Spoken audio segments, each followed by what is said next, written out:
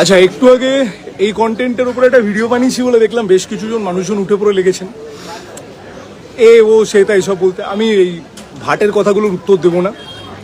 যার যা আক্রমণ করার করুন, কোনো অসুবিধা নেই। এবার প্রশ্নগুলো একটু শুনুন, কারণ প্রশ্নগুলো করবো তখনই ভেবেছিলাম, কিন্তু এত মামলার প্রেশার আছে আজকে যে সেই সময় পাওয়া যায়নি।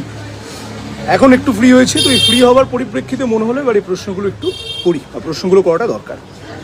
প্রভাস মণ্ডলের এনকাউন্টারে আমি পুলিশের থেকে যে ইনফরমেশন পেলাম, পুলিশ বলছে যে রাত 12:45 নাগাদ ক্রাইম সিনটাকে রিকনস্ট্রাকশন করার জন্য প্রভাস মণ্ডলকে নিয়ে যাওয়া হয়েছিল।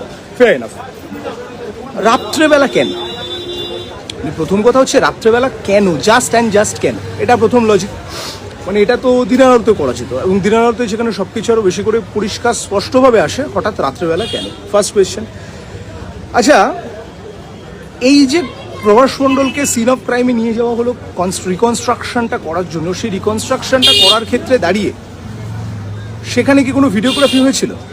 এটা আমার প্রথম প্রশ্ন।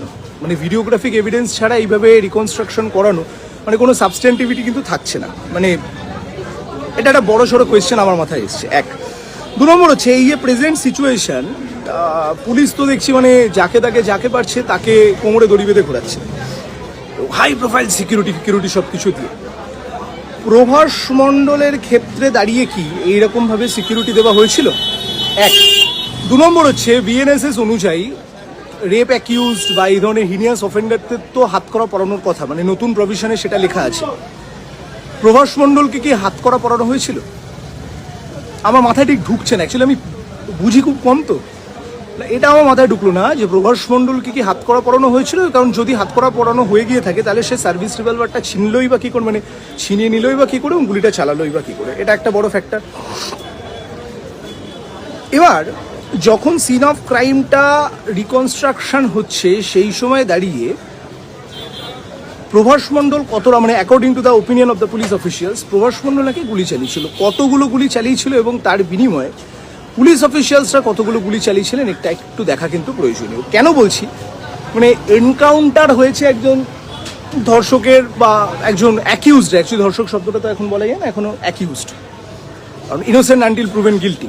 তো সেখান থেকে দাঁড়িয়ে যখন একজন অ্যাকিউজডের এগেনস্টে এনকাউন্টার হলো, সেখানে কতজন এক্স্যাক্টলি প্রেজেন্ট ছিল, কত রাউন্ড গুলি ফায়ার হয়েছে, সেই জিনিসপত্রগুলো এখন অব্দি আমরা জানতে পারলাম না। তা আজকে 12:45 মানে রাত্রেবেলা যখন এনকাউন্টার হচ্ছে, তো in that moment of time, সেই রাত্রেবেলা পুলিশ এক্স্যাক্টলি অভিযুক্তকে দেখতে পেল কি করে যে অভিযুক্ত ওখান থেকে এসকেপ করার চেষ্টা করছে বা সার্ভিস রিভলভার ছিনিয়ে নিয়ে তার উপরে ফায়ারিং করার চেষ্টা করছে? এটা কোয়েশ্চেন। তার সাথে সাথে আরও একটা প্রশ্ন বলি, মানে এগুলো হঠাৎ করে মাথায় এসছে। অ্যাকচুয়ালি মামলার প্রেশারের জন্য তখন ভিডিওটার মাধ্যমে এতগুলো কথা বলতে পারিনি, এখন বলতে পারছি কারণ সময়টা পেয়েছি বলে। গুলির এন্ট্রি উন্ড এবং এক্সিট উন্ড এটা কোথায়? রিভলভারটা ছিনিয়ে নেওয়ার পর অ্যাকিউজ কত রাউন্ড গুলি চালিয়েছিল? পুলিশ কি পায়ে গুলি করেছিল না এলোপাথারি গুলি চালিয়েছিল? মানে এই প্রশ্নগুলো কিন্তু আলটিমেটলি জানাটা দরকার। লাস্ট যে প্রশ্নটা মাথায় এলো, যেহেতু এটা একটা হাই প্রোফাইল কেস, মানে it's a matter of huge high profile, তো সেই হাই প্রোফাইল কেসের ক্ষেত্রে দাঁড়িয়ে যথেষ্ট চেয়েও বেশি সিকিউরিটি রাখাটা বেশি করে প্রয়োজন। কারণ এটা মাথায় রাখতে হবে, honourable chief minister Suvendu Adhikari নিজে থানায় গেছিলেন, মানে গতকালের কথা বলছি না, তার আগে থানায় গেছিলেন।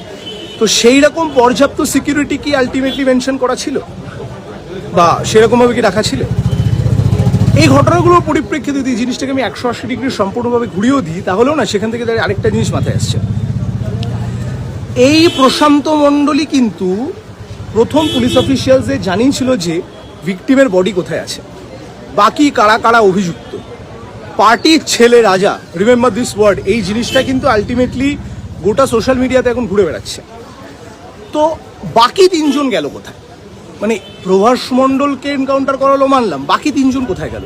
এই প্রশ্নগুলো আপনাদের কাছে রাখলাম, উত্তরগুলো পেলে আমাকে একবার জানাবেন তো, কারণ উত্তরগুলো পাওয়াটা দরকারি, ভীষণভাবে দরকারি।